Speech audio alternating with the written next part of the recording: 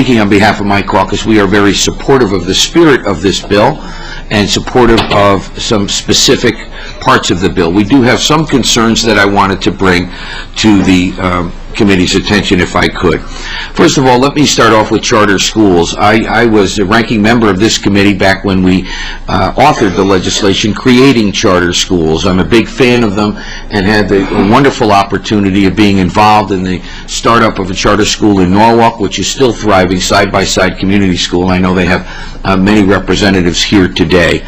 The increased funding to charter schools is a good thing because it does represent alternative educational opportunities. It represents choice. And we as a legislature, I think, have to look with regard to all education issues from the eyes of the child, not the adult, not the systems, not the bureaucracy, but from the eyes of the child. And especially when a child might be attending what we as a state deem to be a failing school, we have an obligation, moral and constitutional, to provide alternatives for those students. And charter schools have certainly fit that bill. So I applaud the governor's initiatives in that regard. I am somewhat concerned, and I would ask the committee to look at the funding mechanism from the local schools to the charter schools. What do I mean by that? There was a lot of angst about the whole charter school movement when it began. Many of us were concerned that it was pitting public schools against these charter schools, and fortunately, I think that feeling has dissipated. However, if we now create a situation where each public school will pay $1,000 per child it has that originates from that school district to a charter school, it might once again pit public schools against charter schools, and I think we need to avoid that at all costs. For instance, using Norwalk as an example, our charter school has 230 students in it, 200 of which come from Norwalk.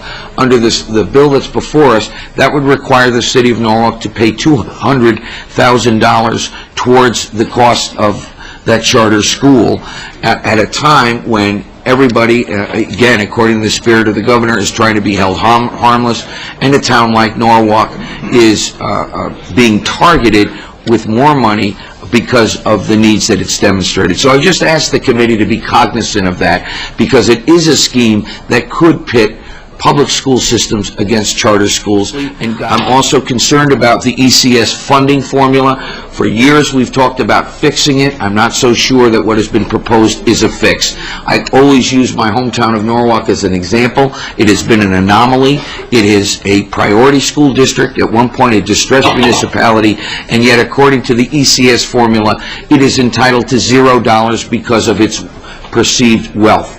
Point of the matter is, it is the 6th largest city in the state. It has 11,000 students. It has 60% minority students. 44% of the students that go to school in Norwalk are on free or reduced lunch. That does not sound like a wealthy town to me, and yet the ECS formula would define it as such.